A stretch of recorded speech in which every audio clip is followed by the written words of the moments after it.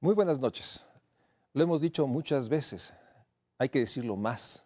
Los niños, niñas y adolescentes deben estar en el centro de todo el quehacer en hogares, en el gobierno, en el país.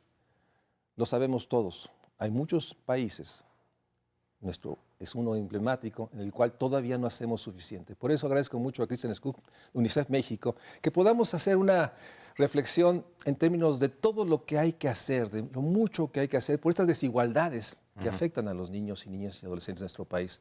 Cristian, muchas gracias por estar nuevamente en México Social. Buenas noches. Danos un trazo, o sea, la agenda es muy compleja, muy amplia, pero si tuvieras que señalar dónde estamos urgidos de hacer mucho más en términos del cumplimiento de los derechos de los niños, ¿dónde podrías tú la mirada? Hoy o este año conmemoramos los 30 años de la Convención sobre los Derechos del Niño, entonces es una oportunidad de reflexionar un poco en dónde estamos. Yo creo que empezar con lo positivo que hemos hecho durante 30 años. Y sí hemos avanzado en algunos temas como salud, la mortalidad infantil ha bajado mucho, la educación en cuanto al acceso a la escuela, hemos llegado a casi tener todos los niños en primaria, por ejemplo, pero como tú dices, hay mucho por hacer. Nutrición ha cambiado un poco, todavía falta terminar con la desnutrición crónica, pero hay todo un tema de obesidad y sobrepeso. Violencia sigue siendo más grave cada año, todo tipo de violencia. Mencioné educación y la calidad, no tenemos la calidad. Y después hay otros nuevos, no son nuevos temas, pero lo de migración, por ejemplo, es algo que ha sido presente durante muchos años, ahora es más visible tal vez, con la llegada de caravanas, grupos más grandes, es más visible, pero hay mucho por hacer en todos Y en esos ese temas. sentido, déjame poner un énfasis. No hay duda de hace 30 años no había un marco jurídico, Sí. no había una ley, hoy hay una estructura que Sí. debe coordinar, que enfrenta grandes desafíos, este tema de la austeridad. Déjame entrar al tema de violencias, que lo ha señalado UNICEF, Sí, lo ha señalado sí. CIPINA, lo ha señalado muchos organismos. La violencia parece que hacia los niños sigue siendo incontenible. No solo la violencia homicida, Sí. sino la violencia en los hogares, ¿no? En los hogares, sí. Y ahí tenemos un enorme desafío como Sí. país. Está afectando a los que la viven, pero también a los niños que están Viviendo. viendo, ¿no? Sí. Y en ese sentido, yo pondría como uno de los centros el impacto psicosocial Real. en todos los niños y niñas adolescentes.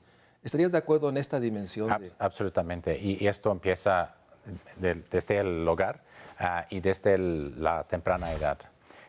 Muchas veces los niños más pequeños tal vez no sufren de la violencia directamente dirigida a ellos, pero un entorno violento afecta mucho su capacidad de desarrollo, afecta su cerebro, la capacidad de absorber la nutrición, por ejemplo, está impactado por un entorno violento. Entonces hay que empezar desde la casa y desde el inicio, de asegurar espacios amigables, Sí. cariñosos. Entonces, pero lo difícil es porque se pasa en el hogar y es difícil llegar al hogar, pero tenemos que cambiar y como terminar con la normalización de la violencia. Así es, y en ese Sí. sentido creo que vale la pena insistir. Sí. No solo es la violencia en las calles, en las escuelas, es que sigue siendo la violencia en el hogar y alguien cercano. Sí. Los abusos, el castigo físico, las violaciones, Sí. son en los hogares y Sí. por eso cualquier acción, y me refiero a lo que el gobierno federal actual está planteando, debe reconocer que la violencia a los niños y niñas se da en los espacios más privados. Más privado, sí. Y en ese la sentido, mayoría. déjame entrar a uno de los temas que preocupa a muchos, el tema de la nutrición, obesidad, sobrepeso, acceso a agua, también sigue siendo un tema vital. Y déjame meter de inmediato el tema de indígenas, los niños y niñas indígenas. Sí. Se ven realmente, nuevamente, más afectados por todas las carencias. Si hablamos de la pobreza, es como Sí. una referencia importante. Un poco más de 50% de los niños en general viven en pobreza, 9 de 10 niños indígenas viven en pobreza. Y la pobreza es como un obstáculo para llegar o para asegurar el acceso a los servicios básicos, de cumplir con los derechos de estos niños. Entonces, problemas de educación, problemas de agua, salud de menor calidad, todo esto afecta sus oportunidades en la vida para desarrollarse y seguir su camino como tienen derecho. Y está el tema de educación, que es cierto, en términos de educación primaria, pero educación inicial sigue siendo un gran desafío porque ahí tenemos un problema de cobertura enorme. Sí. Y ahí, bueno, un poco la reflexión es insistir que esta fase, sobre todo en hogares donde hay una jefatura solo de un hombre, una mujer, los guarderías, los centros, digamos, de educación inicial se vuelven estratégicos y nuevamente son de las tareas pendientes. Como pendientes. Y en ese sentido, déjame plantearte, UNICEF ha planteado la importancia de ese periodo. Absolutamente. Todo empieza, invertimos menos, pero es el periodo más rentable para invertir. Es como el retorno puede ser hasta 13 veces más, que como cada peso se gana 13 pesos más adelante.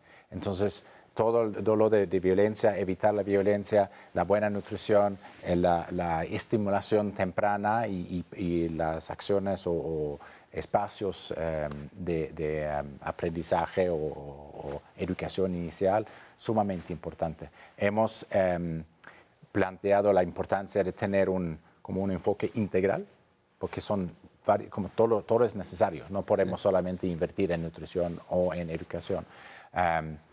Afortunadamente, dentro del Plan Nacional de Desarrollo, sí hay mención de la prioridad que debe ser de crear o desarrollar un programa de primera infancia en el país. Déjame ir un corte y regresamos a este tema, porque en el centro está una pregunta que a ti te hacen y a muchos de los que estamos cerca de UNICEF, es ante esta circunstancia, cómo UNICEF pues, trata de dinamizar lo que bien se hace y señalar lo que falta por hacer. Vamos a un corte y regresamos aquí con UNICEF México para seguir poniendo en el centro, como decimos, hashtag primero los niños y niñas adolescentes. De acuerdo con el Índice de los Derechos de la Niñez Mexicana 2018, publicado por el Programa Universitario de Estudios de Desarrollo de la UNAM, en una escala de 0 a 1, México tiene un puntaje de apenas .560, lo que revela una situación generalizada de incumplimiento de los derechos de las niñas, niños y adolescentes. Lo anterior implica un promedio de 4 homicidios diarios de menores de 18 años, 25.456 defunciones de niñas y niños antes de cumplir un año de vida, más de 20 millones en pobreza, 2.680.000 que no tienen acceso a la alimentación, 3.2 millones de niñas y niños que trabajan y 4 millones que no van a la escuela.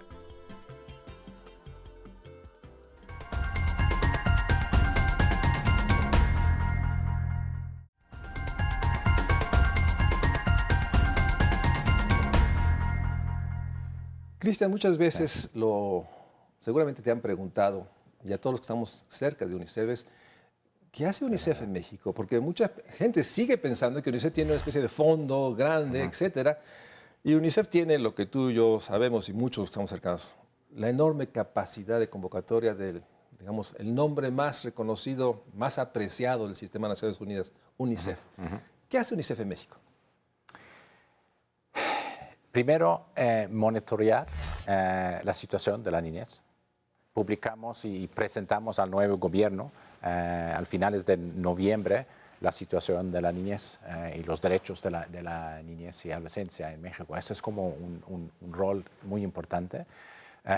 Usando datos oficiales, no inventamos nada y no recogemos muchos datos nosotros, y también cómo acompañar el país, no solamente el gobierno, pero los diferentes gobiernos, las diferentes instituciones, para mejorar la situación de la niñez. No dando asistencia técnica, traemos experiencias de otros países, justo hablamos de primera infancia, hay buenos ejemplos en la región, en Chile, en Colombia, por ejemplo. Traemos estas experiencias aquí para ver lo que puede hacer México en el mismo tema, por ejemplo. Tenemos oficinas en todo el mundo y experiencias buenas y malas que podemos utilizar para traer aquí. Y como tú dices, convocatoria, juntar diferentes actores del sector privado, los académicos, la sociedad civil con los gobiernos, para tener una fuerza y todos ir al mismo Para mismo poner en el camino. centro a niñez y adolescentes, ¿no? Para que siempre se reconozca que Sí. lo que hace el gobierno o lo que no hace afecta a los niños y niñas adolescentes. Déjame traer el tema, que es uno de los temas que ha estado en la prensa, los niños y niñas migrantes. ¿Cómo lo ha percibido UNICEF México, lo que está pasando, no solo en la frontera sur, también en la frontera norte? Sí, Háblanos de el esas camino. dos fronteras y la enorme realidad de pues, una dimensión inédita Sí. a un fenómeno histórico. Sí. No, yo creo que lo que ha cambiado es un poco el fenómeno. Sigue llegando los adultos y niños. Lo que ha pasado en los últimos años es que más niños no acompañados y más familias han llegado. Antes eran más adultos hombres. Entonces, la ley dice claramente que todos los niños en el territorio mexicano tienen los mismos derechos. Entonces, hay que asegurar eso. Lo que vemos en general es una actitud positiva por parte de los mexicanos, pero por supuesto, a veces piensan que, mira, yo no estoy recibiendo nada y por qué dar a estos extranjeros. Entonces genera discriminación, xenofobia también, y estamos combatiendo eso junto con otros actores y acompañando las instituciones, trabajando con la sociedad civil para asegurar los servicios básicos a estos niños. A ver, platícame de la frontera norte. Se dice que la autoridad migratoria americana deja en la frontera a niños y a niñas no acompañados. Simplemente algunos en su trámite, otros porque finalmente son retornados. ¿Qué debería pasar? ¿Cuál sería, digamos, si habláramos del deber ser, el modelo a ser cuando un niño, niña, adolescente, hablo de un niño de 16 años, 17 años, que es dejado en la frontera, Tijuana, Mexicali, ¿qué debería pasar? Asumiendo que no está pasando, pues lo sostengo yo. El principio de base es como tomar en cuenta su interés superior. Lo que vemos, ese es como el principio de base de todos los niños y la Convención sobre los Derechos del Niño. ¿Qué es lo mejor para este niño? ¿Debe seguir? ¿Debe tener acceso a Estados Unidos o no? ¿Puede quedarse en México? Este análisis, esta decisión, después de una entrevista o varias entrevistas, debe tomar alguien experto en el tema. Entonces tenemos las Procuradurías de Protección que deben asumir su función de entrevistar a los niños. Ellos tienen y deben tener trabajadores sociales, psicólogos que pueden interactuar con el niño para decir, ok, ¿qué es tu situación? ¿De dónde viene? ¿Por qué estás aquí? ¿Y qué buscas? Si tienen problemas de salud física o mental o necesita ir a la escuela, tienen familia, dónde, etcétera. Entonces, todo este análisis, basado en este análisis, deben las autoridades tomar la decisión en favor de este niño. Lo que la ley de Estados Unidos dice que ellos tienen como un derecho a un tratamiento especial, pero por supuesto a veces tienen todo como la familia en Estados Unidos y es la mejor situación para ellos, pero puede ser que tiene otros familiares o otras oportunidades en México. Depende de cada situación. Bueno, vale la pena Entonces, recordar. la coordinación entre las autoridades de los dos países es lo más importante. Y la coordinación y capacidades. Porque Capacidades, estás hablando de sí. recursos humanos, trabajadoras sociales, psicólogos, Sí. Abogados, Sí. algunos que deben manejar lenguas, porque hay También, niños y sí, niñas indígenas, sí. y ahora con niños y niñas de otros continentes. Entonces la problemática es mayor y sin duda, tanto a ti o a mí, a muchos, este proceso de austeridad, de reducción de capacidades, cuando desde hace años la austeridad ha erosionado o nunca le ha dado los recursos a muchas estructuras básicas. Y hablo del DIF nacional o hablo de las áreas de la Procuraduría, que requieren que más recursos. Déjame un corte y regresamos. Me gustaría saber cuál es la agenda de UNICEF los próximos meses rumbo al Plan Nacional de Desarrollo. Vamos a un corte.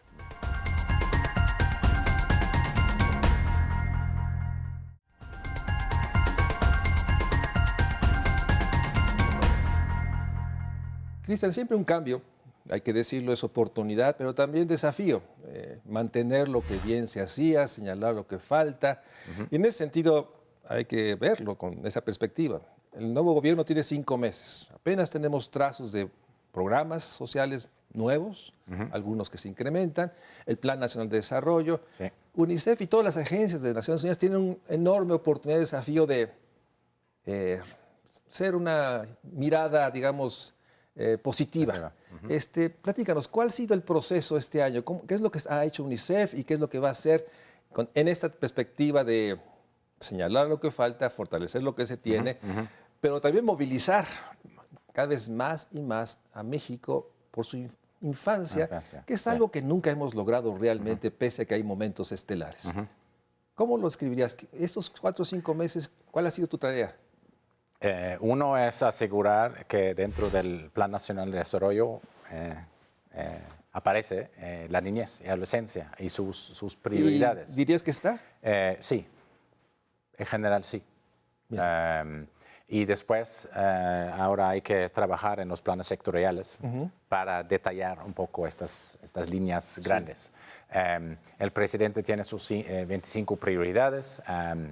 No pensamos que la niñez es suficiente presente en estas prioridades, pero el gobierno es más que las 25 prioridades. Sí. Entonces, trabajar, y lo que hemos hecho, trabajar con las instituciones, varias instituciones, salud, educación, gobernación, bienestar, todo, para asegurar los temas principales que para la niñez y adolescencia. Primera infancia, nutrición, migración, violencia y educación de calidad. Estos son como nuestros. Y ya se está en contacto con las contrapartes, me imagino. Sí, sí. O sea, siempre, sea un cambio, hay que conocerse, como establecer contactos, pero ya hemos trabajado muy intensamente con las nuevas autoridades, las nuevas personas. Y vemos avances en qué podemos hacer en conjunto. Nosotros no tenemos proyectos aparte, no, estamos apoyando al país. Y a veces tenemos proyectos demostrativos, pero en conjunto con los gobiernos locales. Háblanos de esto. ¿Qué proyectos demostrativos podrías señalar como evidencia de buenas prácticas? Sí, por ejemplo, estamos trabajando en Chihuahua y Guerrero sobre los adolescentes, sobre todo, víctimas y afectados por la violencia, que no pueden ir a la escuela como deben, son víctimas de violencia que necesitan un apoyo de las instituciones. Hablamos de las procurarías, por ejemplo, entonces fortalecer las procurarías, tener modelos alternativos de educación. Si los niños no pueden ir todos los días a la escuela, ni los maestros, entonces... Sí. Como un poco por distancia, etcétera.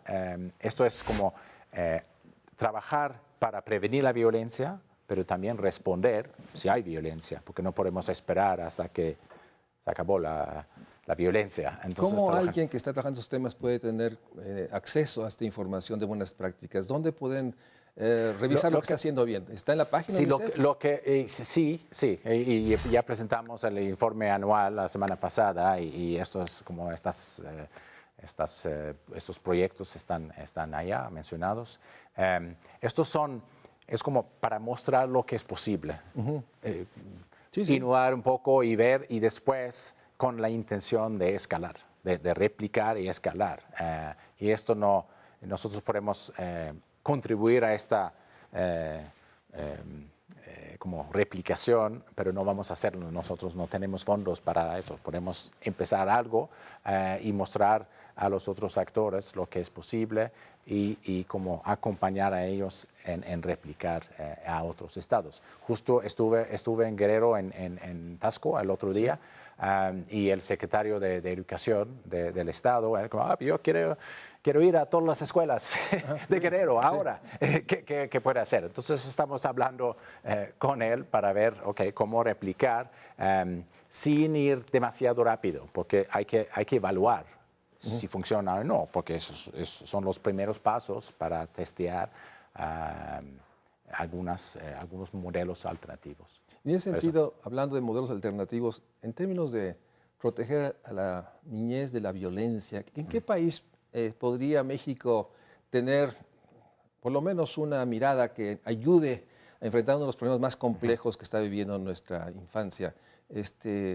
¿Dónde dirías que ha logrado salir de esta situación tan grave? Yo creo que la violencia existe en todos los países, entonces no hay un país perfecto, pero yo creo que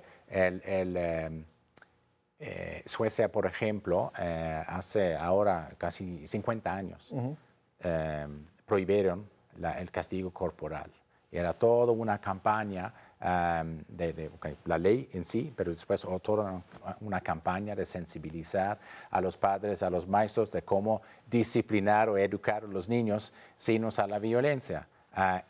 Y tienen todas las diferentes experiencias de esta campaña, pero también muchas instituciones que realmente son hechas con el interés superior del niño al centro. Casas de niños o acompañamiento a las familias, que siempre es la mejor solución. Entonces, esto es un ejemplo y donde estamos junto con la Embajada de Suecia mirando cómo poder intercambiar. Los contextos son diferentes, todo no es replicable, pero podemos inspirarnos de otros Una países. última pregunta, 30 años la convención, sí. Es un momento oportuno para hacer balance, para recordar, pero sobre todo para, yo digo, hacer una pedagogía que se hizo hace 30 años y que es urgente hacerlo. ¿Tienen programado algún evento, alguna reunión? Tenemos actividades, no queremos conmemorar un día, no, es todo el año, sino para nosotros todos los días son el día del niño. Claro, debe ser. Pero yo creo que estamos cambiando como positivamente un poco el conocimiento, la sensibilización de la gente, que los niños son sujetos de derecho. No son los pequeños niños que a veces damos algo a ellos porque necesitan. No, ellos tienen derecho, representan el presente del país, tienen derechos hoy y todo este discurso, pero no solamente es discurso que debe transformarse a actuación, acciones concretas. Ellos necesitan apoyo, acompañamiento hoy en todos los ámbitos. Así Entonces, es. todo es una campaña durante el año para seguir insistiendo lo que tú dijiste al inicio, que los niños deben estar en el centro de la política pública, de todo lo que hacemos. Esto beneficia a toda la sociedad. Es una inversión muy pequeña por grandes beneficios, a ellos como a la sociedad en general. Así es, y déjame cerrar el programa con esto. O sea, el Día del Niño no es un día, no, es todos los días. Todos los días. Y en ese sentido, bienvenido que se inviten a los niños a Palacio Nacional, bienvenido que ese día haya reflexiones, pero si no se logra que en el centro del hacer del Estado y de todos los programas se digan niños y niñas adolescentes, se piense en los niños y niñas y adolescentes en términos del impacto que tendrá las transferencias a los adultos mayores, la transferencia a los jóvenes, o sea, todo impacta. Y en ese sentido, muchos de nosotros sostenemos junto con UNICEF que todavía hay mucho que exigir, que señalar. México sigue siendo un país inapropiado, así lo dice UNICEF. 6 de cada 10 niños viven en pobreza. La pobreza tiene rostro de infancia. Y el día de hoy, 3 o 4 niños serán asesinados. Cuatro. 4. Y sin duda, el día de hoy hay niños que se duermen con hambre. Hay Sí. niños que no logran tener los alimentos suficientes. Por eso, los niños y niñas primero. Cristian, muchas gracias. Y Gracias, felicidades a Manuel. UNICEF México. Siempre es un gusto estar cerca de UNICEF. Buenas noches. Igualmente. Buenas noches.